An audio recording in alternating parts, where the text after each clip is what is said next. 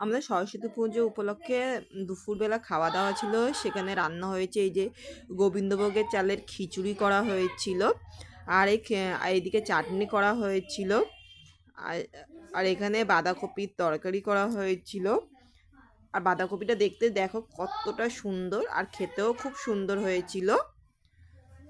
আর এখানে এই যে বেগুন ভাজা করা হয়েছে, আর দেখো কত চাটনি করা হয়েছে। এখানে চাটনিতে টমেটো ছিল, তেঁতুল ছিল, কাজু কিশমিশ আর আমসত্ত্ব দিয়ে করা ছিল। আর এইদিকে সব রান্না হচ্ছে, আর এখানে সব খাবার দাবার আমরা সবাই খেতে দিয়েছি। আর এই যে আমাদের ফ্ল্যাটে সব লোকজন সব খেতে বসেছে, আর আমার বর সবাইকে খাবার পরিবেশন করছিল। আর এখানে ছোট ছোট বাচ্চারাও খেতে বসেছে।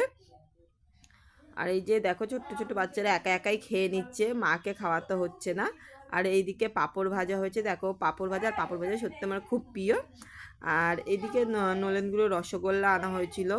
আর এই হলো আমাদের সরস্বতী পুজো দুপুরবেলার খাবারের মেনু।